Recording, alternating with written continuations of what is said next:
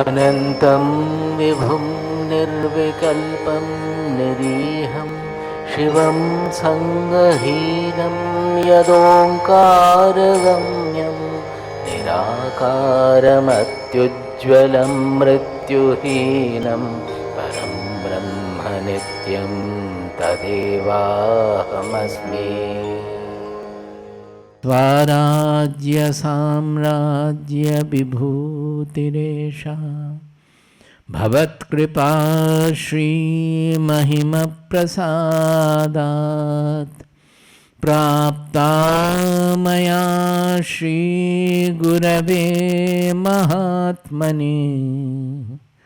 नमो नमस्तेस्तु पुनर्नमोस्तु। नमो नमस्तेस्तु पुनर्नमोस्तु।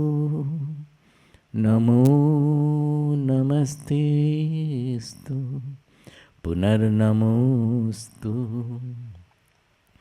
नमस्तस्मै सदैकस्मै कस्मै चिन्महसे नमः। यदेतद्विश्वरूपेण राजते गुरुराजते। यदेतद्विश्वरूपेण राजते गुरुराजते। हरि ओम तत्सत्। We will chant from the 16th. I think the cycle of creation, is it clear now after we showed the cycle yesterday? But some are saying that there are some more questions, said that it will be too much, we cannot drag. So if there are questions, I can take that question at the end. Evam pravartitam chakram, 16th verse. 3rd chapter, 16th verse. Evam pravartitam chakram nanuvartayati hayah aghayurindriyaramo mogham partha sajivati यस्त्वात्मरतिरेव स्याद् आत्मतृप्तश्च मानवः आत्मन्येव च सन्तुष्टः तस्य कार्यं न विद्यते नैव तस्य कृतेनार्थो नाकृते नेह कश्चन न चास्य सर्वभूतेषु कश्चिदर्थव्यपाश्रयः तस्मादसक्तः सततं कार्यं कर्म समाचर असक्तो ह्याचरन् कर्म परमाप्नोति पुरुषः. So this shloka, 19th shloka, is a direct instruction that, oh Arjuna, you do like this. Because there was a doubt that the 18th and 17th, the previous two verses, it is about a knower. That he has nothing to do, he has nothing to gain, whether he does or not, it does not matter at all. Why? This we should not forget. Yahtu atmaratireva syat atmatriptascha manavaha atmanyeva cha santushtaha. If it is so, then for him there is nothing. What is that? Atmaratihi. He does not have vishayaratihi. Whatever given he enjoys, but he is not after enjoyment anything at all. Atmaratihi. He knows that all the joy that is we are feeling, it is all coming from within. It is not in the object, it is in our subject. From our soul, the joy is coming. And Atma Triptaha, he is satisfied with his Atma alone. He doesn't want for satisfaction anything in the universe. Atmani eva cha santushtaha. He is completely contented with his own self by remaining in self. If it is so, then it is. We should remember that this lack of tripti, we call it insufficiency. Lack of tripti means there is an insufficiency. Right from birth, we are born with an insufficiency. Insufficiency in Hindi में क्या बोलेंगे? अभाव बोधा, अभाव बोधा, अभाव बोधा. हम लोग हमारा जन्म हुआ है अभाव बोधा लेके. सबको ये अभाव बोधा होगा. Why? Because we are not knowing ourselves, we are always looking at outside, and for satisfaction we are always looking for something else. That is the abhava bodha. Because of the insufficiency we are doing like that. Always we are running after something right from childhood. It is because of the insufficiency, the abhava bodha we carry with us. This abhava bodha will go only when we get back to ourself. Generally, we say that our self, which is our real identity, it is always calling us that how long will you be involved in this world? Come back, come back. When are you going to come back on my lap? But like naughty children, we always go on playing with the objects. At least the children, the babies, after some time they get tired and they come back to the mother's lap. We are naughtier than that. We never come back to the mother's lap. You know why? Because every night we have a deep sleep state. That is, we are resting in the mother's lap. We don't come to know, but actually we are getting the rest in the mother's lap. So again next morning we start running around. Again night the sleep comes, we are resting. We are doing it, but the mother is calling us to come back with the awareness, not unaware of her presence. When we are in deep sleep, we are not knowing what is happening. That soul, our real mother is always calling us back to get back to herself with the awareness that I am resting in her lap only. But we don't heed that, we go around. So this insufficiency lingers on, even when a person takes to the sadhana, spiritual sadhana also. He is looking for something self or some bliss which will come and fulfill him. Then also that insufficiency is lingering on. We are looking for some bliss in meditation or some self-realization, some concept of self-realization we have. With that, what are we trying? That I will become fulfilled by that. Actually, the fulfillment will come when we stop looking outside for anything. Even for the self also, we have to stop looking for the self. Then only the fulfillment will come. Initially, it is necessary to take us away from all other, clinging to all other things. That we start looking for the self, rejecting the whole world. But then that becomes the hindrance. That still we are suffering from the insufficiency. That we are looking for the self by which I will become fulfilled. Actually, if we stop looking outside, then itself, there itself we will become fulfilled. Because then the consciousness will not get engaged in anything. It will reveal itself and we will get back to our own self. So this insufficiency goes when we get back to our Atma. That is why he becomes Atma Tripta. He understands that there is nothing in the world specially to run after. Atma Triptaha, Atma Ratihi. He doesn't have Vishaya Ratihi. He is Atma Ratihi. Atmani eva cha santushtaha. For him there is nothing to be done specially. But he will say that he also will go on doing because of some other reasons that he will present. Earlier also he said.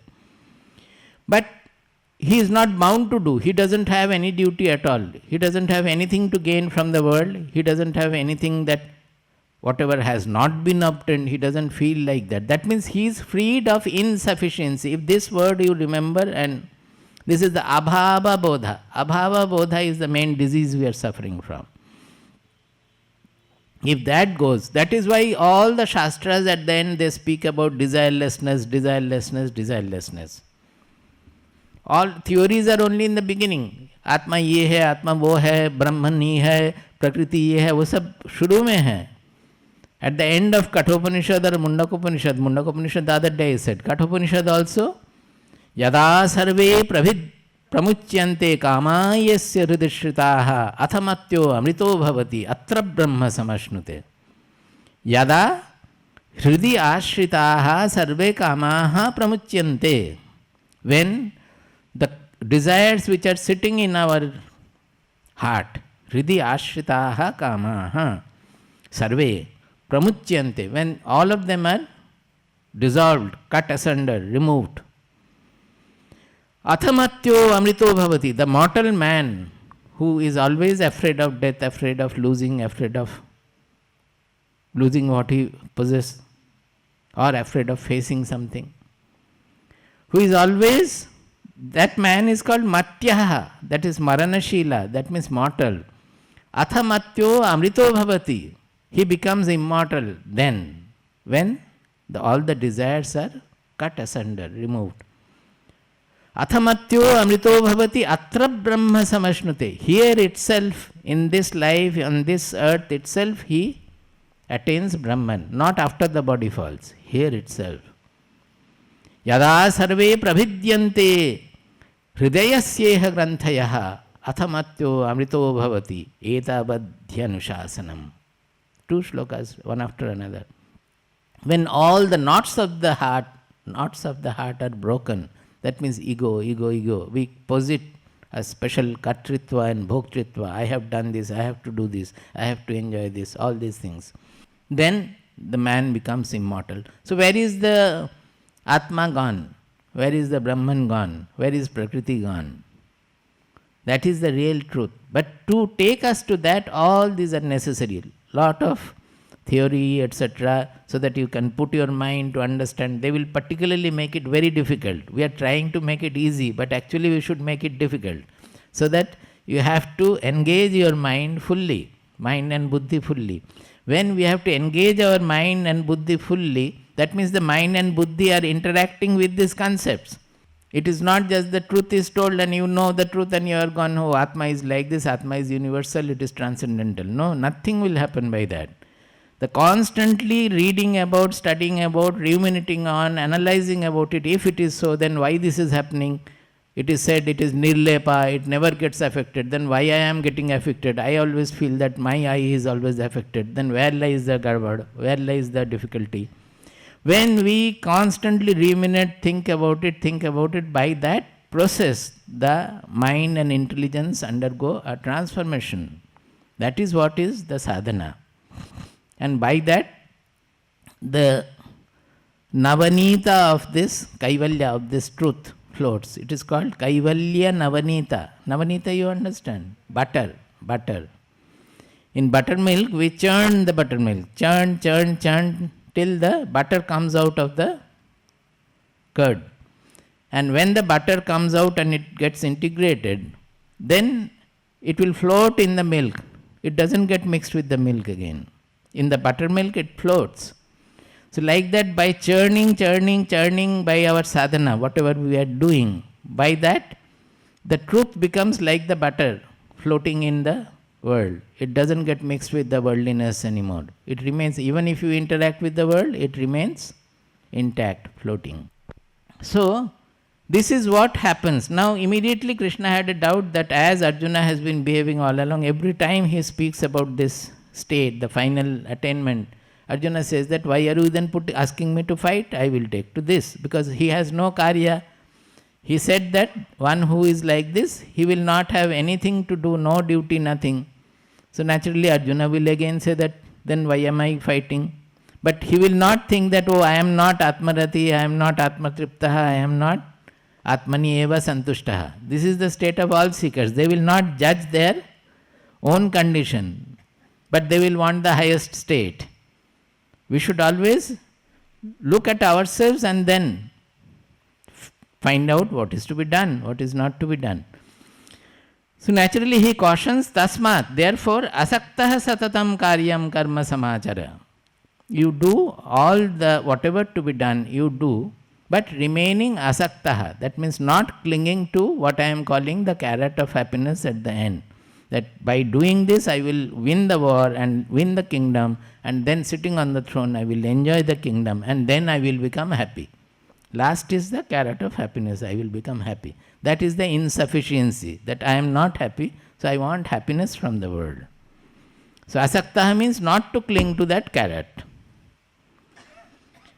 Asakto hi acharan karma param apnoti purushaha.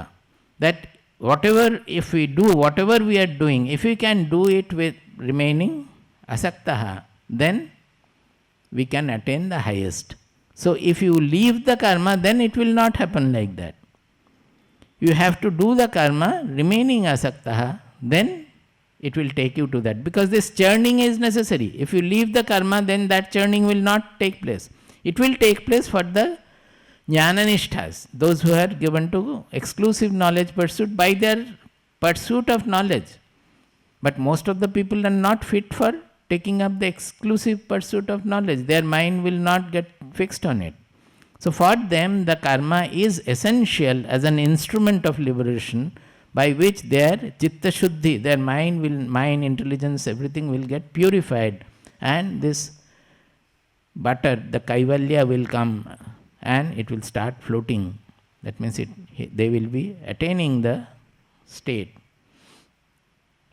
Then also Krishna is not fully sure that Arjuna's mind is clear. So he says that, well, even if you think that you have attained like that and you don't have to do any karma. So he is giving the example of Janaka, Ashwapati, etc., those who are the Rajarshis. That Janaka and others who had ruled the kingdom, being knowers, they have ruled the kingdom. So even if you feel that you know, you should still fight, because that is what has to be done for the benefit of the society. Why? Benefit of the society means loka sangraha. Yesterday I told you some little bit of it. Loka sangraha means lokasya unmarga pravritti nivaranam. Unmarga pravritti nivaranam karma is called loka sangraha. That means left to itself, the society will degenerate, because all the individuals are selfish, they have their competition, they have their greed. So when such particles interact with each other, they will always degenerate. So the society will get degenerated. In a few 100 years it will get degenerate. As you see in the whole world, the earlier old civilization, how they got completely demolished. Even the present civilization, we are so much looking with awe at the US and Europe. What has happened to their civilization? We should be able to look deeply in it. They have much more of civic sense than us. Those gunas are there. But at the same time, you look into their mind, they are losing their spirit completely. The whole civilization is dying almost. That is why they are looking for spirituality.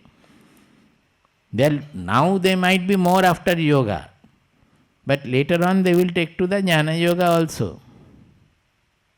Now yoga has become the most famous business all over the world, that most paying business all over the world. I told you, in a yoga camp, I said that our Shastras have introduced the yoga for tyaga, but you are all taking to yoga for bhoga. The whole Western world is taking to yoga for increasing their bhoga. Let them increase, then they will become dissatisfied with that also. Then they will take to knowledge. But already there are many who take to this. Many people are there who take to this. So this is necessary for the, as I said yesterday, that the creating the centripetal force in the society. Centrifugal means which takes us away from the center. That means all the attraction, repulsion, the raga, dvesha we are constantly harboring, we are hosting. They are always taking us away from the center, away from our real identity. Is it not? Always we are either clinging to something or hating something, always running after something or running away from something. So the mind is always extrovert. So this is happening not because of the world, this is happening because of our ragadvesha for the world objects and world situations. That we should understand. Even after knowledge also the world will remain the world, nothing will change there. He will be only freed of the ragadvesha. So the centrifugal force generated, that is, which is pulling us away from the center, from our Atma, is because of our special clinging to what I like and hatred towards what I dislike. That is pulling us away, not the objects themselves. If we can treat our ragadvesha, then we will not be pulled and pushed by the objects anymore. Yoga Vasishta says, Purne manasi sampurnam jagat sarvam sudhadravaihi upanad gudhapadasya nanu charmastrutaiva bhuhu. Purne manasi sampurnam. When the mind becomes full, full with what? As long as there is division, subject-object division is there, the whole world division is there, mind cannot become full. Only when we go to the non-dual position, that Atma, Sarvavyapi Atma, we get merged in it, then only the mind becomes full. Because there is no second. Fullness in this case, in spirituality, fullness means there is no second to interact with. Only that is covering everything. So when the mind becomes full, then Jagat Sarvam Sudhadravaihi Sampurnam Bhavati. The whole world gets flooded with the nectar. Jagat Sarvam Sudhadravaihi Sampurnam Bhavati. When the mind becomes full, the whole world also becomes full. Upanad Gudhapadasya Nanu Charma Astrita Eva Bhuhu. Suppose you want to walk without touching the dirt, without touching the dust. Are you going to cover up the whole earth with leather? Or you will put on shoes? When you cover your feet with the leather, you walk anywhere.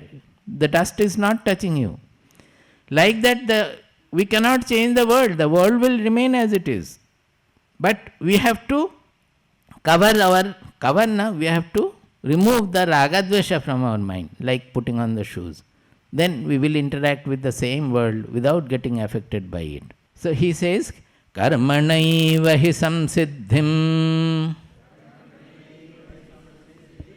asthita janakadayaha lokasangrahamevapi sampashyan kartumarhasi. So he said that Janaka and others, that means other Rajarshis, even Rama also is regarded as a Rajarshi. Rama's Vamsha, in Raghuvamsha, many were Rajarshis. Ashwapati was a Rajarshi. Like that, there were many Rajarshis. In our country, Rajarshis were quite much. So many Rajarshis are there. So all of them, they attained their Siddhi remaining active. So why are you doubting, O Arjuna, that remaining active or fighting a war, you cannot attain Siddhi? That means he is not able to accept Krishna's words fully. So he said, why are you doubting? There is enough example of it. Janaka and others, they did not leave their work. They attained the Siddhi remaining active throughout. Okay, you may have doubt that, well, Janaka perhaps did not attain the ultimate, who knows? Arjuna may raise, the seekers will always put up something or other as question. So if Janaka perhaps was not, then what is it? He says, at least if it is so, loka sangraham evapi sampashyan kartum arhasi. You should work for the loka sangraha. That is what he says that Janaka others also did. And that is what Krishna will say that he is also doing. What is Loka Sangraha? Just now I said that the society will always get degenerated because of this centrifugal force generated by the greed, selfishness of the people. The society will perish very soon. To make the society sustain, we have always to bring back the society on the auspicious track. How? By incorporating this knowledge, that the Atmic knowledge, bringing back individuals to get anchored in the Atma, will automatically bring the society also back, particularly the administrators. They will rule the country best only when they have this ultimate knowledge. That is why all the good kings were knowers. They were Rajarshis. Not only that, in Yoga Vasishta they will give so many examples of the kings where the good king was not able to rule because of his soft mind. They get very much affected by the punishment given to... Punishment those days means capital punishment was very easy. That they will have to take... There was no High Court, Supreme Court. The ministers will do the vichara and immediately the punishment will be given. So thinking of the family who has been punished or the person himself about the criminal, they would feel very soft and sensitive. So sometimes they will not be able to administer the proper punishment because of their softness. In that case, what will happen? If you don't punish the criminal, then the good people will suffer because criminal will rule the whole thing. So that is not the king's duty. King has to reward the good people and punish the bad people. If he cannot do it, then he is not fit to rule. But what can be done if the mind does not allow? The king is very good king, very good mind he has. His mind is not allowing to do it. So he left the kingdom, leave it on somebody, and he walked off. Not he, like that many cases are given. Even Rama also, he was depressed absolutely. Vasishtha Deva had to come and illumine him. By that only Rama became again and started ruling. Otherwise he was not ready to rule. Arjuna also was not ready to do it. Krishna had to come for that. So he went to the forest finally. Two kings, they were friends also. Both of them left and they went to the forest and they were moving around. One king happened to go to a rishi and got the knowledge, and after that the rishi sent him back for ruling because he was a king who could rule, and you need that. With this dispassion, with this impersonality, you will be able to punish as well as reward people also without getting affected. So he came back and he was ruling. The other friend who was still moving around, not getting any solution, he happens to meet one day this king. And he asked that, how did you come back and how are you now ruling? So then it becomes a conversation between the two friends, that how he got the knowledge and how he could now come back to the rulership. So the kings needed this knowledge to rule the kingdom properly. Otherwise they will be easily diverted they will be corrupted by the power they have. That is what happens to the kings generally, even to the ministers and administrators, this is what happens. So that is what the situation was during Bhagavad Gita, Mahabharata Yuddha also. The kings were mostly corrupt, they ignored this knowledge. That Krishna is saying, I read out the other day in 9th chapter or so. Sakaleneha mahata yogo nashtah parantapa. Which chapter? 4th chapter. 4th chapter beginning, I think. Imam vivasvate yogam proktavanaham avyayam vivasvan manave praha manurikshvakave brabit evam parampara praptam imam rajarshayo viduhu sakaleneha mahata yogo nashtah parantapa. That this yoga was there with the Rajarshis of our country, but with the passage of time, the kings became allured by the kingdom, by the throne, and they ignored this knowledge, and that is how this has got lost. So Krishna says, I have come to re-establish it, again give it to the Rajas, and so that the righteous rule can be established in the society. That was the idea. So Loka Sangraha means instituting this centripetal force in the society, so that the society is brought back on the auspicious track. Loka Sangraha, the word means Lokasya unmarga pravritti nivaranam. That means the society will always have a tendency to go astray. Go astray, you understand? Going away from the auspicious path. So to prevent that, to institute the knowledge so that they can be brought back on the auspicious track. That is the Loka Sangraha. That all knowers, all saints, they do only Loka Sangraha. In some cases they will say that Sarva Bhuta Hite Rataha. Actually what they do is loka sangraha, that bringing back the society on the auspicious track by instituting this knowledge. That is why our civilization has lived for unknown period of time, more than 10,000. It is prehistoric, we don't know how long. It has got ups and downs, but it is still existing and this knowledge is still available in our country. It has happened only because of this loka sangraha done by the people. Otherwise it would have gone. So he said that even if you doubt that Janaka attained the Siddhi or not, he did not say, I am saying. That is, it is understood that why otherwise he will say. Even otherwise you should do this, you should fight this war thinking of loka sangraha, to bring back the society on the auspicious track. Right in the first chapter he said, if you think that you are fighting this war for the greed of enjoying the sukha of the kingdom, the luxury of kingdom, then it is really a great sin. I don't want you to fight for that reason. I want you to fight only to establish the righteous rule on earth, so that the society is brought back on the auspicious track.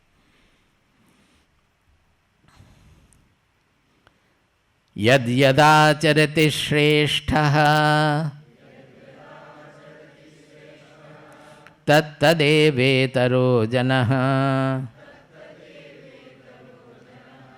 sayat pramanam kurute lokastadanuvartate. Yat yat acharati shresthaha. Shresthaha yat yat acharati. That means a shrestha. Shrestha means noble people. Actually here it is not just noble, noble also is true. Here he is referring to people like him, that those who have identified their Atma with the Paramatma, that is with the universal self. Those who are free of all worldly desires, worldly raga dvesha, they are the Shreshthas. But in general, any leading person with good qualities and a noble person, they are all Shreshthas. In the case of this kind of Shrestha, who are realized knowers, they only do loka sangraha. They generally will not do ordinary work. Because the society becomes stale after some time. Whatever goodness is instituted in the society, with the passage of time the goodness will go and the society will become stale. So these people, they again have a look with their freshness, with their knowledge. They look at the society and institute or enliven the society with new practices. They establish a new norm in the society. Suppose pujas etc. are continuing for hundreds of years. So many of the practices have become corrupted. By the usual touch of the corrupt people, it has got corrupted. Not that the original rituals were corrupt. Because of the corrupt people, things get corrupted. As in Kerala, all of you know about Swamiji's movements and all. They were trying to preserve the rituals, and not only rituals, the festivals, just because that will create, that liquor will flow for 15 days during that time. So all the liquor barons used to have a big business during Kodungallur festival. And festival was a nasty festival. They will only use gali. They will use only abusive songs and all over the road. Buses, wherever their women are going, they will encircle and sing lewd songs in the name of the lewd song Devi likes, and they are singing it for the Devi. You can see how we can deceive ourselves. And all these things were going on, and the major support there was from the liquor barons, because liquor will flow on the street those days. So when Swamiji put up the movement, our main opposition was from these vested interests.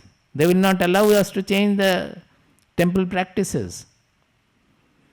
So, but the saint has to do. He has to purify all the practices which have got corrupted with time. So whatever he can do, his work will be to purify the whole society by instituting that.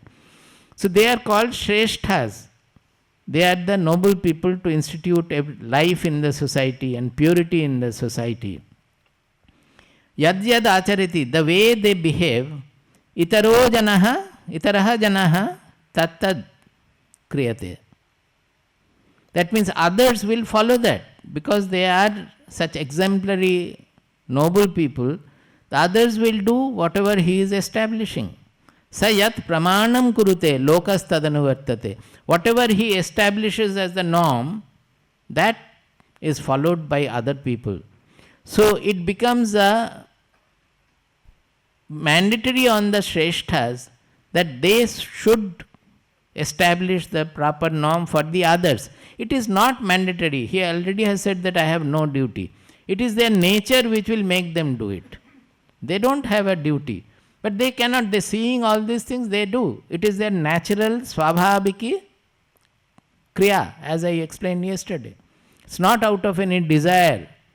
It is what they can do, they try to do. If it is successful, it is successful. If it fails, it fails. But they will try to do out of their natural goodness, natural qualities. That they, wherever they find impurity, they try to remove the impurity and make the earth pure. Bhuvanam punati, the whole world they make pure by their existence. Now saying that, he is saying that Arjuna also must do something, because Arjuna was a great king, great warrior, and also a great righteous person. So whatever he does, people will follow that. Suppose he runs away not fighting the war, that will be taken as an example. Whereas if he fights without any motive for personal gain or desire, but to establish the righteous rule, then that will become the norm. See, if even now also amongst the administrators, ministers and all, if somebody can establish this sort of a norm, practice, you will find there will be other administrators who are following it. It has got corrupted over time, but if people come with such righteous motive, righteous mind, that not out of any personal desire or any vested interest, but for saving the society they do something. Initially there will be some problem and all, but if you can persist, people will follow. When Gandhiji started Ahimsa movement, people had poo-pooed. But now so many world over they follow that there is great power in it, what he did. 22nd. Name parthasti kartavyam trishu lokeshu kinchana nanavaptam avaptavyam varta eva cha karmani. Avaptam means apraptam. Avaptavyam means praptavya. That there is nothing that I haven't got and there is nothing for me to gain. He says, Name partha asti kartavyam trishu lokeshu kinchana. Not only in this world, in the three worlds, I have nothing, no duty at all, nothing to do, because he has gone beyond the three gunas. The whole universe with all the lokas, be it 3 lokas or 7 lokas or 14 lokas, they are all within the ken of duality and changefulness. For the person who has identified himself with the universal Purusha, the Paramatma, for him there is no duty at all. So he says that I don't have any duty in the three worlds. I have nothing to gain, I have nothing unattained also.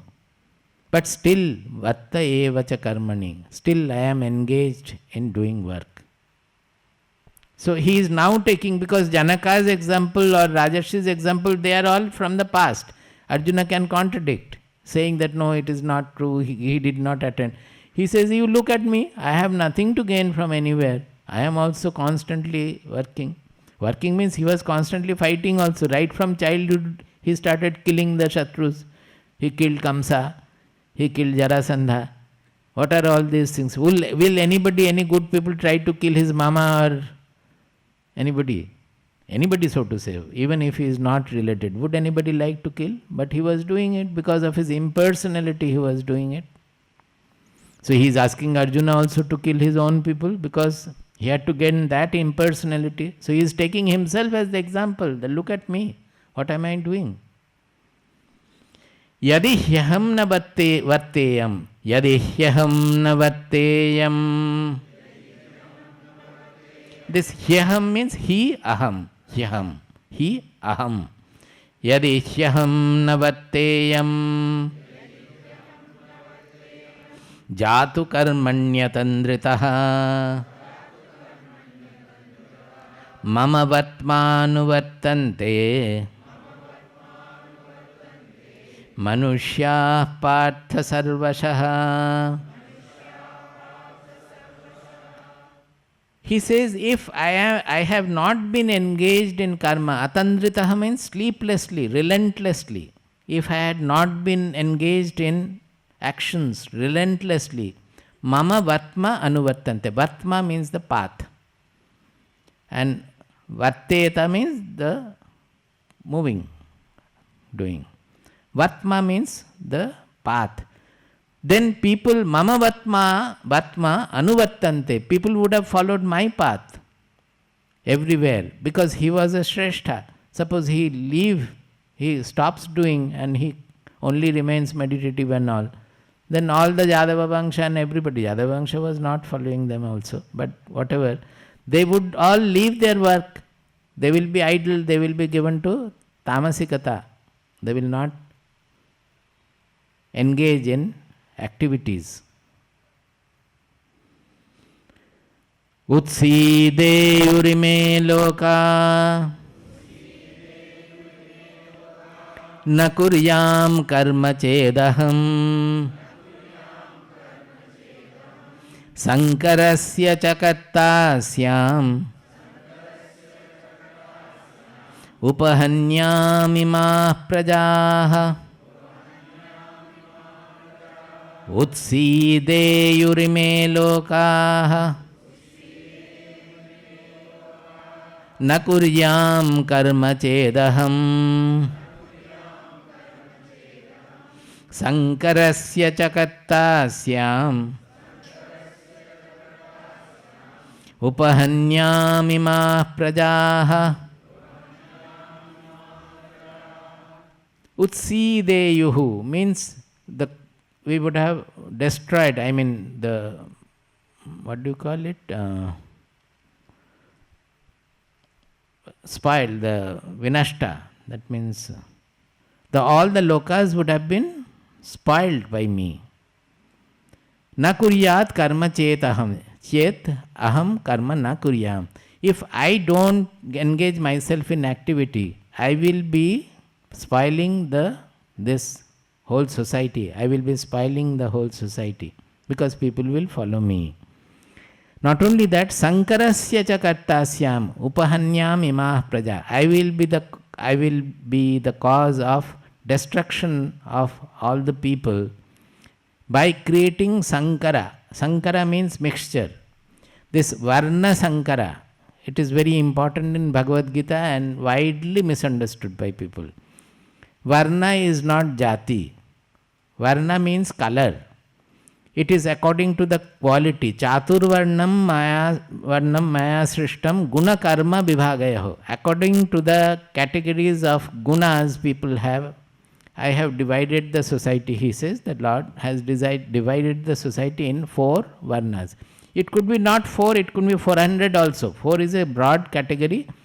The models are all harmonious with each other because he has taken the 3 guna model for the personality, that sattva, rajas, tamas, for the prakriti as well as personality, human personality. Is based on the 3 guna model of sattva guna, rajoguna, tamoguna. So these 4 varnas are created by the prominence of the gunas. That is, for the Brahmana, the sattva guna is at the peak, followed by rajoguna, tamoguna. For the Kshatriya, Rajoguna is at the peak, followed by Sattvaguna, Tamoguna. For the Vaishyas, Rajoguna is at the peak, followed by Tamoguna and then Sattvaguna. And for the Shudras, Tamoguna is at the peak, followed by Rajoguna and then Sattvaguna. So these 4 permutation combinations can be produced as the 4 categories. These are all models. If you divide that, each person is a different varna. Is it not? Millions of varnas will be there. because we had 4 castes. The British people, when they found it difficult, it is there in the record of the census that they pigeonholed the society by creating new castes. 64 castes they created in the census. That whoever is doing what, you create a caste for that, so that the whole society get divided. They deliberately did it to spoil the integration of the society. I have the book, I have the quotation also. It is taken from their own report. So, this varna means the qualities. Even if, suppose in USA, you don't have the varna, they have not given any name or category, but the varnas are there. Don't you find that the hefty people, those who are not given to studies and all, they are lifting the luggage in the airport and other places, they are doing the manual service everywhere. Those who are given to quite a lot of intelligence and all, they become the scientists there also. The other people cannot become computer engineer or scientist also, particularly scientists and other literary figures. Those who are given to military power and all, they join the military. Others, if a Sattvaguni joins the military, it will not be all right. They will not be able to fight properly. If a Tamoguni joins the military, they will completely spoil the military. So, the divisions are there also. Everywhere the divisions are there. But they have not given any name. In our country, everything is categorized, and to give us a real idea of how to take the whole society to the ultimate development. This is the purpose. I can, if later on, discuss the whole thing, that how this model is made to lead the society, the entire society, to their highest possible evolution. That is the purpose. And not a single varna is to be looked down upon. That is the main thing. And for that we have the great truth of the soul, that everybody in essence is the same. And my soul is not different from your soul. We are the one. That unity in diversity is there in everything. So there is no way of looking down upon anything. Whenever it has happened in the society, it is because of corruption. It is not, we are not supposed to blame the scriptures for that. It has happened because people have come away from the essence of the scripture. They have not followed the scripture. That is why it has happened. So this varna is not only in human beings, it is there in our, we had lot of cats in the ashram, and before that also. I used to always categorize the cats, who is a brahmana and who is a kshatriya and who is a shudra, etc. We could easily make out. Some cats are there who will only sleep and eat and sleep only, nothing else, tamoguni. Some cats we had so intelligent that, I mean, they are very intelligent. Suppose they are entering from here, I put my leg on the door, not allowing it to pass through. It doesn't come there, it looks from a distance and looks at me, understands that I don't want him to get in. Within 2 minutes I find that from inside the room, meow. He is telling me that you have prevented me to get in, but I have gone to the other door and come in. They are so intelligent. Some of them are very intelligent. To get onto a higher area, they will catch hold of a rope and swing and then jump over there. They all do like that. So, this varna division is there everywhere in nature. I don't know whether you know, when a sculptor, that is those who do with the murtikar, when a sculptor makes a particular deva idol, devi idol, he has to find out from his shastra. If he is a traditional sculptor, they will have their shastras, they have their scriptures.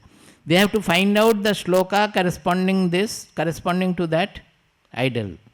And that shloka will describe what kind of a stone should be used, what should be the various points of designing that.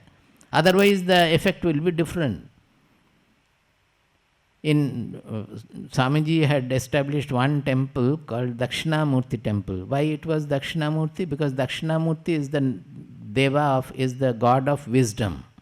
Now wisdom is beyond all division, everything. Abheda darshanam jnanam. Jnana means abheda darshanam. So it is, even religious divisions were not kept. And it is strange that even Muslims and Christians come there and pray. Whether it is still continuing, I don't know, but the first 5 years, 6 years I was associated, I knew that for getting passed in the examinations, there was a college nearby. All the Muslims, girls particularly, will come and pray. So we had encouraged that. During the establishment, Swamiji designed a Gayatri Yajna, where the Gayatri mantra, Homa will be done with Gayatri mantra. So there all gender, all caste, all religions were allowed. Even some Christians did that Homa also. They joined in that. So it was particularly meant for unity, creating unity. So in establishing that Dakshinamurti, to make that idol, we had gone to a very traditional sculptor. Now he said that this is what we want. Dakshinamurti, generally what is established is an aspect of Shiva, but we don't want it in that manner. Swamiji said that you find out. There must be a Dakshinamurti who is regarded as the knowledge, the god of wisdom, as like our Dakshinamurti Stotram created by Shankaracharya. It should be like that. Finally he came out with a shloka where all the details are given for such. How should it look like? What kind of stone should be used for such a idol? Everything. Then they will go for looking out. In some cases, if it is wood, Jagannatha, what kind of wood will be used? What wood should be used? So they will find out, and in that judgment they will find out that whether it is a Sattvika Devi or a Tamasika Devi or a Rajasika Devi, the stone has to be according to that. Sattvika stone is there, Rajasika stone is there. There is no exaggeration, it is so. That one has to be very sensitive to understand. I brought one Shiva from Amarnath, which was very sattvic. One stone I was about to pick up, I found that in Amarganga. It was in Amarganga. When I was about to pick up, I found that the other stone there is peeping and telling me, take me, take me, take me. So I collected it. And by the time I brought it down, we found that it has all the lakshanas of a Shaligrama. Generally Shaligramas are brought from Narmada and all. So it has the Upanayana sign, it had the chakra on the head, everything. I felt that it is a Sattvika stone, so I picked up. Somebody wanted a Shiva, so for that I had picked up. It can be understood. Everything can be understood. The flowers also have Sattvika, Rajasika differences. That is why we use some flowers for Vishnu Puja, some other flowers for Kali Puja. This can be there. So what I am saying is that this Varna is there everywhere.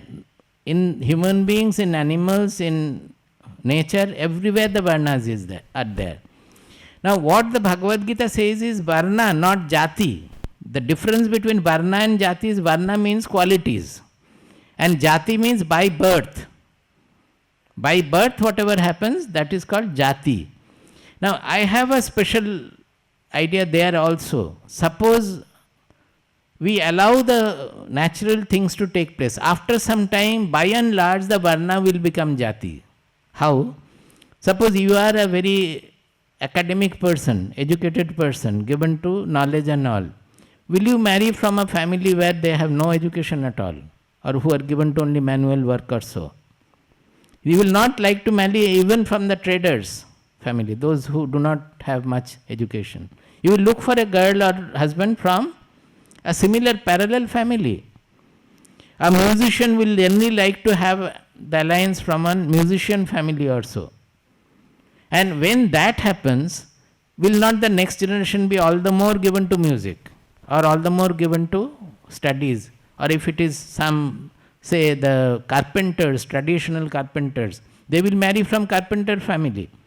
That is how you will find that in India such sculptures are there, the temples and all, wherever the artists, the artwork is there. Even the Dhakai muslin, the cloth. How could we go to that kind of an excellence? It is only by Jati. How?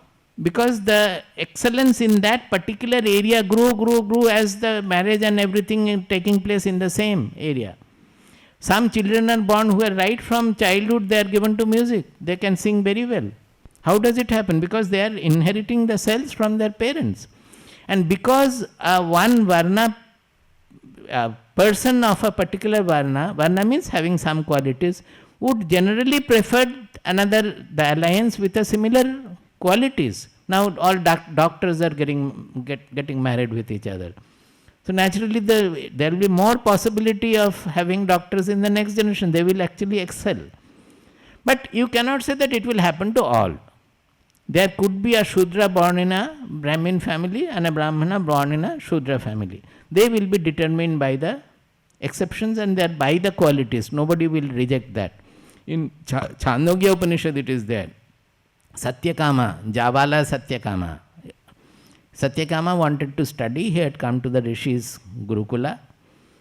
Now naturally the Rishi asked, who are you? Where from you are coming? So he said that I don't know. I will ask my mother and tell you. So he went back and came back and told the Rishi that my mother told me that I cannot tell you because I was working as a sevika to various houses and in the process you are born. So who is your father? I am not sure. But I am Javala. You tell your guru that you are Javala Satyakama, because the father I cannot say who was your father. Now this boy came and reported to the Rishi that. Then the Rishi said, I have forgotten the shlokas and all. It is in Chandogya. What was the Rishi's name? The Rishi said that from the truth of the statement that if your mother has said like that and you are coming and reporting like this, you can only be a Brahmana. Because Satya is Brahmana quality. I don't bother about which caste you are born or not. You have the quality of a Brahmana and you are very fit to study. You are the fittest person to study here. So these examples are there. Any selection was, suppose somebody was, we say that the people were not allowed the Vedas and all. It is not at all so. People neglected Vedas.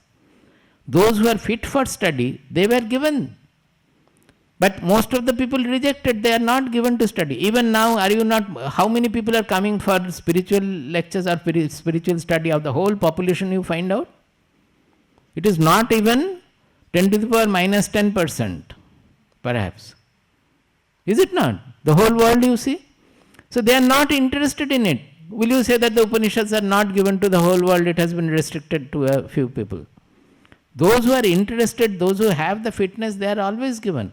But where there is no fitness, nothing is given. Even an ammunition in a weapon is not given to an unfit person. Suppose a person is your child who is very restless and moving around quarreling with people. Will you give him a pistol or even a chaku, even a knife? Will you not create problem with that? So anything, any powerful thing is given with a certain restriction, judging the fitness criterion. It is not preventing anybody at all. These are all gross misunderstanding of our civilization, basically initiated by the British people, and our intellectuals are fools who have taken to it, and they have only joy in condemning our country, nothing else. Where does Marx and Lenin stand there? This communism is the universal communism which will make all people based on the unity. They will not take away the diversity, but it is all unity in diversity. With all the infinite variety of the world, we will be dancing on the unity, oneness. That is our culture. Sankarasya chakattasyam. What does it mean? That if I, being a Kshatriya, if I shun work, particularly administration and war, then will not the other Kshatriyas also will shun war?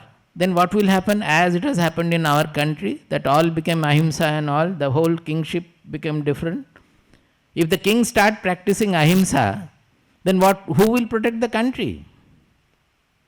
That is why the country was attacked and looted and finally got under slavery.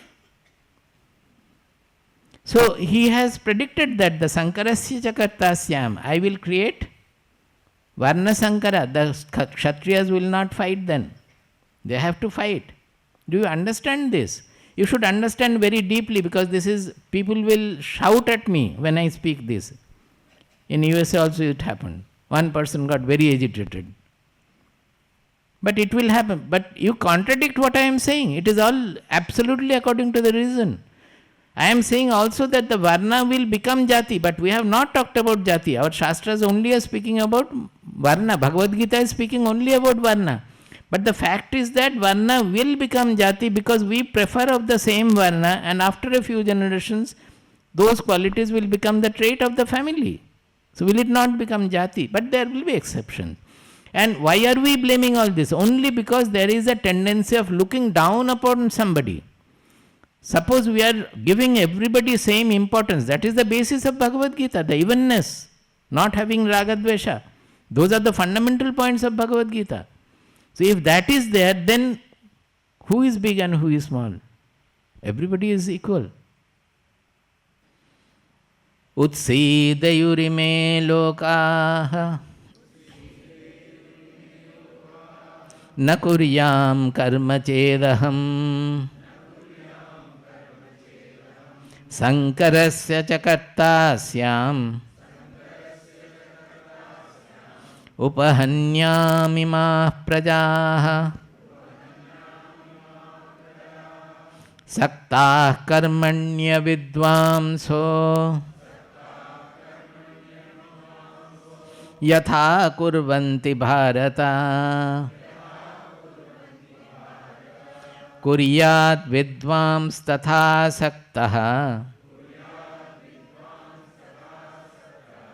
chikishur loka sangraham. See, again he is bringing loka sangraha. He says saktaha karmani avidvamsaha yatha kurvanti bharata vidvan kuryat tatha asaktaha chikishur loka sangraham. The vidvan means those who are knowers. They also should engage in the activities like the ignorant people. Ignorant people will do with sakti, that means with attachment, with the karma phala in front for gaining some karma phala. That is becoming happy, as I said, that same thing. The vidwan will not look for that, but externally there should not be any difference. He will also do with equal care and so that the ignorant people are not misled. He will say further in this, I will come there. Here he is saying chikishur loka sangraham. Chikirsha means kartum ichha. Chikishu means kartum ichchuhu. One who would like to do what? Loka sangraham. That is, a vidwan will not work because he doesn't have not work out of any desire motivation, because he doesn't want anything from anywhere. But he will work with the idea of loka sangraha. His intention is loka sangraha. With that he will do. And he will do apparently in the same manner as the ignorant people are doing. It will not be same, it will be better done generally. Because his mind is not distracted by the desires. We always say in ashram we have to threadbare analysis we have to do about some behavior.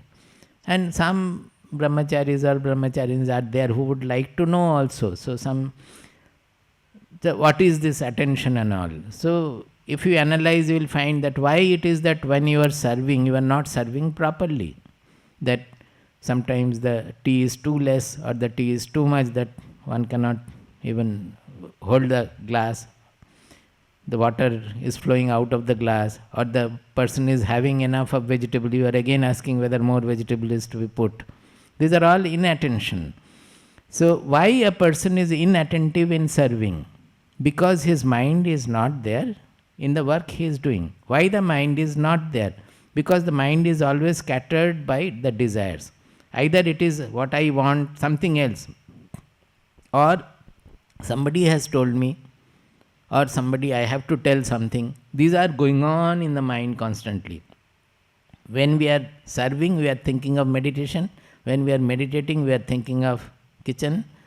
When we are in the kitchen, we are thinking of games or going to the market. When we are in the market, we are worried about what is happening in the kitchen. This is our fate. So what happens is that when the mind is free of desires, it is free of distraction also. It remains fixed whatever it is doing. In our Shastras it is said, yatra yatra mano yati, tatra tatra samadhaya. This is called Sahaja Samadhi. That is for a knower. For him, he does not have to practice a Nishchala Samadhi, sitting in meditation Samadhi. For him, wherever the mind goes, there itself is the Samadhi. Because his mind does not get distracted by anything at all. Whatever he is doing, the mind is fixed to that. So he is supposed to do things very well, normally. Na buddhi bhedam janayet ajnanam karma sanginam joshayet sarva karmani vidvan yuktas samacharan. Na buddhi bhedam janayet ajnanam karma sanginam joshayet sarva karmani vidvan yuktas samacharan. Here many words we have to go deeply. Na buddhi bhedam janayet ajnanam karma sanginam. What is karma sanginam? That is, those who are clinging to some karma with their eye on the ultimate happiness or phala, gain, ultimate gain. They are doing any karma, they are becoming karma sangi only when they are clinging to the happiness at the end of it or the gain at the end of it. They are called karma sangi.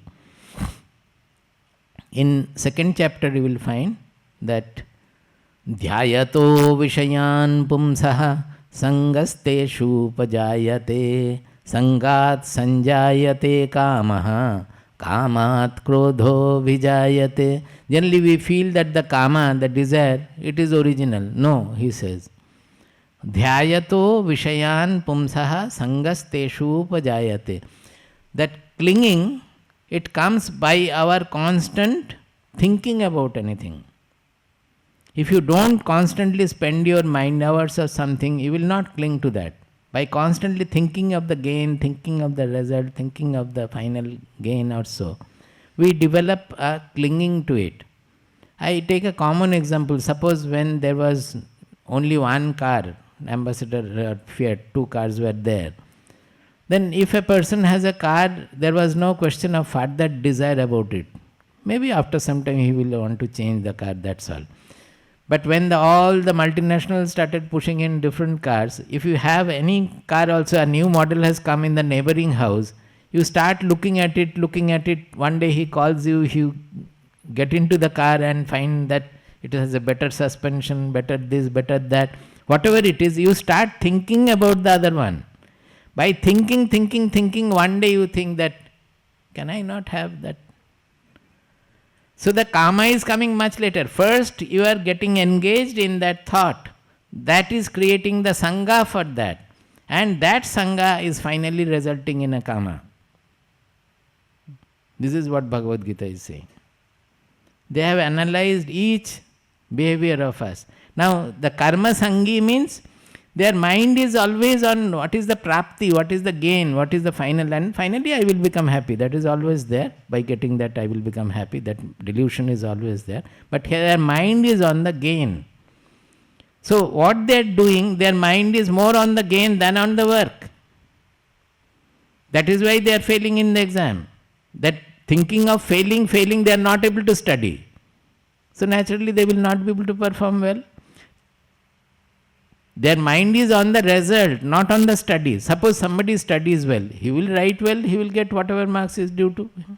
But we don't do like that. We are always worried about will I stand first or second, either that, or will I have first class, or will I be able to pass, depending on the level you will have. And that anxiety will hamper your work. So karma sangis are they who are always looking for something and working. But he says that don't try to create a buddhi vedam, that don't confuse them by saying that no phala should be there and all that questions I am getting and how can we work then. They will be confused. If you say that there is no gain or anything, they will not work. They will not understand this. Who will understand such depth? There are very few people who will understand. So those who are always doing with lot of sangha, if you go and tell them that वो ये सब नहीं है, कुछ desire ख़त्म करना ही है, desire ख़त्म होने से ही आपको जॉय मिलेगा, आनंद मिलेगा, समझेगा क्या कोई? वो करना छोड़ देगा, ठीक से करेगा नहीं, सब गड़बड़ हो जाएगा. So he says that buddhi vedam na janayet. You should not confuse people by preaching them karma yoga. Be sure. If you do karma yoga, it is enough. Don't try to preach. Why? Rather you do joshayet sarva karmani vidvan yuktah samacharan. A vidvan, a knower, what he does? Joshayet means pritya yojayet. That means it is not just he make them do with lot of fondness and pyar se karna. Our Swamiji always says that people do not have mamatva. They should have mamatva. Then only they will do the work properly. In fixing the stamp on Vicharsetu envelope, one person is putting one stamp half turned, one stamp inverted, another stamp like this. I said that it's looking ugly. Why don't you put it straight? He said, it is a stamp. The value is the same. Whether you put it like this or like that, how does this matter? It will go because the value is the same. The stamp, whether it is inverted or not, that will not affect the value. So the letter will go. So he refuses to listen to that. So we have to make them, involve them to do things very well with lot of care. It should have a beauty, you should have a harmony when they are serving. It should be done properly here we found that nobody is following the anti-clockwise or clockwise or anything. The clockwise is generally dakshina, pradakshina we say, always pradakshina way we should go. Now suppose one person has started from here and going like this. Another person has started from here and coming there. At least 10 times I saw colliding. I am saying, but the servers are not listening. What can I do? Our children feeding yesterday I am talking about. So people don't take to the discipline what can be. This is a discipline wherever. Suppose we are driving the car here on the left. If you go to America, you have to drive it on the right. If you say that, no, I have learnt on left, I will drive on the left. Will you be given license then? So here also it is like that. There should be some harmony, some order in things. Wherever, whatever is the order, we have to follow that. Some order, there is a deeper meaning. Some order may be just an order. We have to follow that order in that place. If you go to another place, if the order is different, you have to follow that. So doing everything harmoniously, nicely, with lot of fondness, that is something people generally lack. The Vidwan will do with their yuktata, yuktaha samacharan. Yuktaha means not with the Vishaya. Yuktaha means anchored in their real identity. That means without the phalakangsha, without the carrot of happiness. They are doing on their own joy. They are doing out of their joy, not for gaining anything. But while doing, they will do it with lot of pyar, lot of love, lot of fondness, lot of care. Everything will be there. Joshayet sarva karmani. By that, what will they do? They will engage others with lot of fondness in their work. By doing, performing, they themselves will perform like that, so that seeing them, other people also will do it. Suppose a person is doing perfectly, with perfection. Seeing him, some people will be given to some perfection. Is it not so? A perfection lover, people around him, at least some of them will be given to some, may not be full, but some percentage of perfection they will do. So he is not doing out of any desire motivation. He is doing, being anchored in his real identity with the knowledge. But he should do with lot of fondness, so that the other people also do it with lot of fondness, whatever they are doing. See how much of social awareness is there. It is not just a spiritual gospel where how to realize the self. It's an entire gospel of the whole universe together. Prakrite kriyamanani gunaih karmani sarvashaha ahankara vimudhatma kartahamiti manyate. Now that section is over. Where I said social awareness, it started from the Yajna with the harmony in the whole creation chakra and doing everything with that comprehensive vision of Yajna as a small part in the universal Yajna of the Lord. That's the complete social and universal harmony, you can say. From there it started. Then he has given caution that to work, how to make others, how not to make others confused. Everything he has spoken of. It's all with the Loka Sangraha. Repeatedly it came. It means only to bring back the society on the right track. So this whole section for the last few days, it was on social awareness. Now he comes back to another section about guna, karma, etc. So it will again need some time to explain the theories. I will just read these two verses today. Prakrite kriyamanani gunaih karmani sarvasah ahankara vimudhatma kartahamiti manyate. He says, prakritehe gunaihi karmani kriyamanani bhavanti. Ahankara vimudha atma aham karta iti manyate. He says that whatever is happening, it is all, everywhere, it is the functioning of the gunas. This I have been explaining since yesterday also, that it is all the three gunas. You can say three gunas with the three guna model, according to that. But it is all the natural forces, natural phenomena, which is doing everything in the universe. I call it a phenomenological vision. Phenomenological means there is no ahankara, kartritva, karta, anything. It is just happening in nature. It is natural. He says it is happening natural. Gunaihi karmani sarvashaha. The gunas are working. It is guna karma, it is happening. Even like the whole nature, my body, mind, personality is also functioning with the gunas given to me by nature. Whatever gunas are there, I am functioning according to that. If there is some intelligence, I am applying that to understand and to explain. If there is some power or force with which I can do some other manual work, we will do that. Whatever is needed according to that, the body, mind, personality will function, being a part of the nature, taking part in the universal yajna of the Lord. This term you understand now, na? Universal yajna of the Lord, because I have been talking about it again. If you can remember this, then everything we do is, we have to remember and offer. What did I say?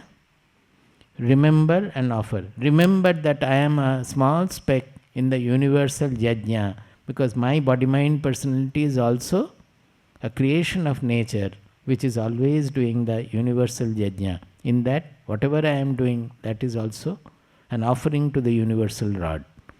So remembering this comprehensive truth and offer my ahankara in that. That is the ego of kartritva, bhoktritva, that has to be dissolved in that offering. He says, ahankara vimudha atma karta aham iti manyate.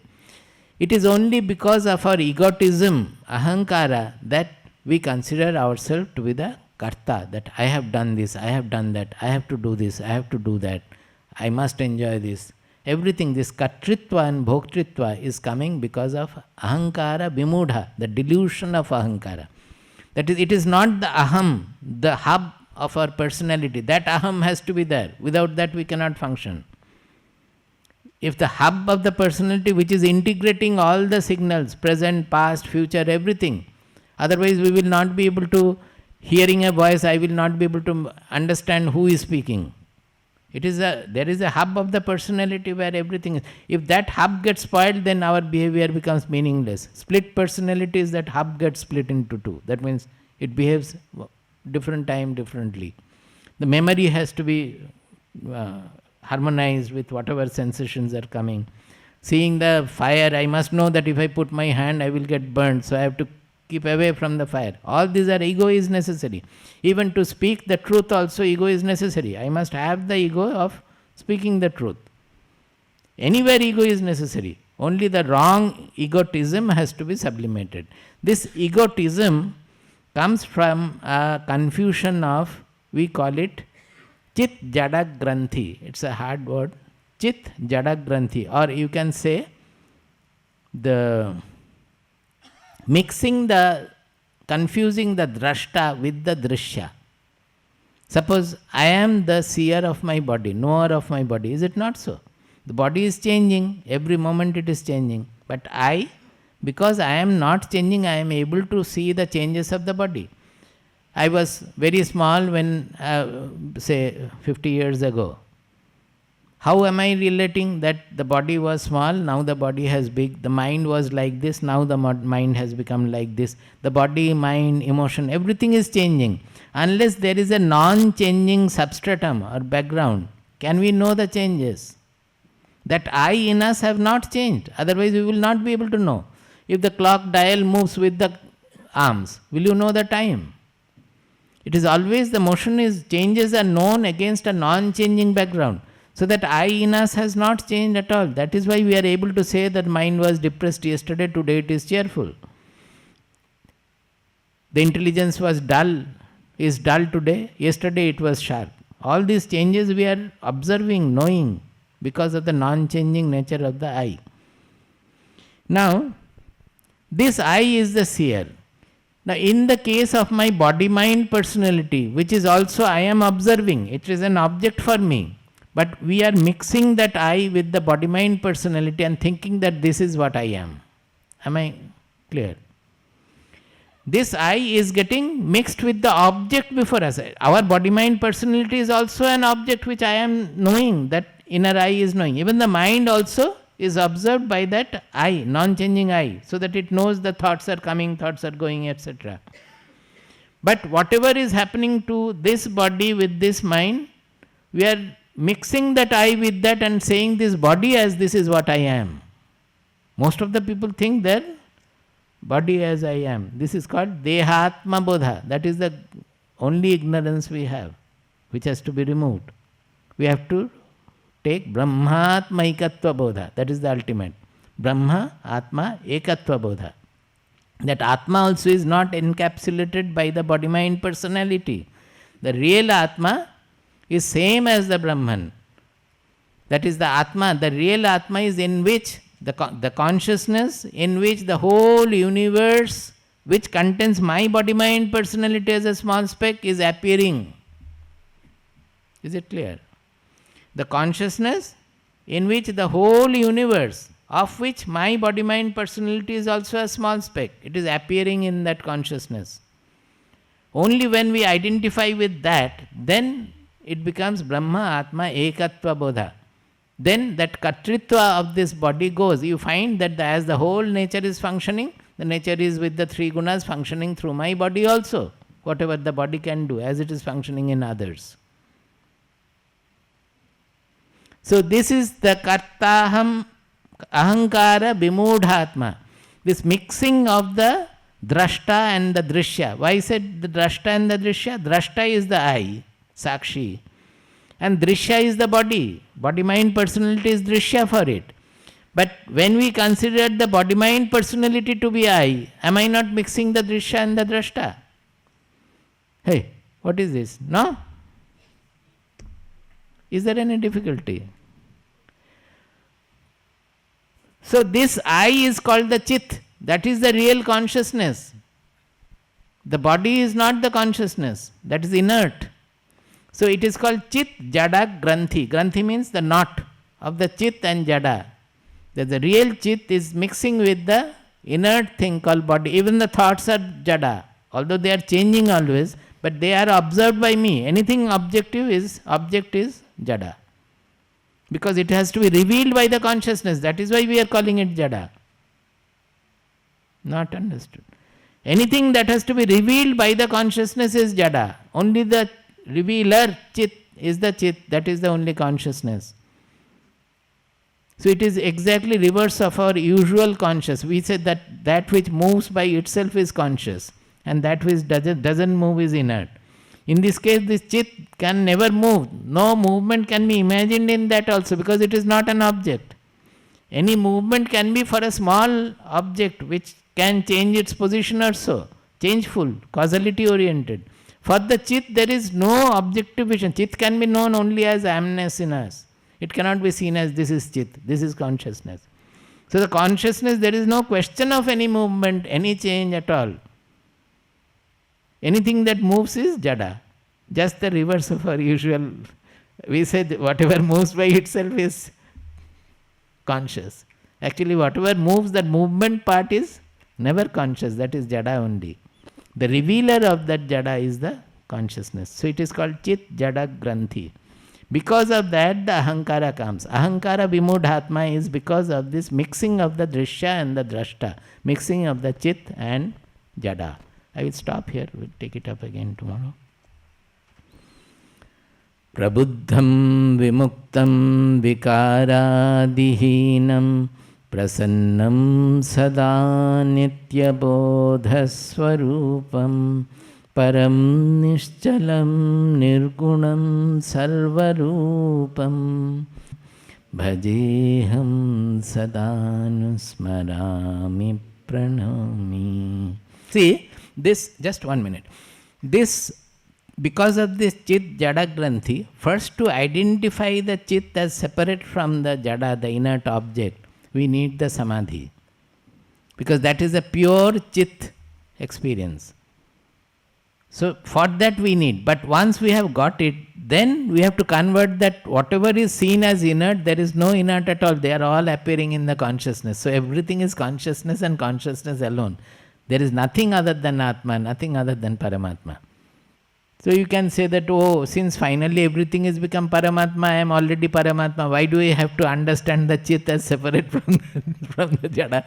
That will not work. First we have to identify the chit, the Nirguna Brahman, and once you have got it, then you find that everything is an appearance in that.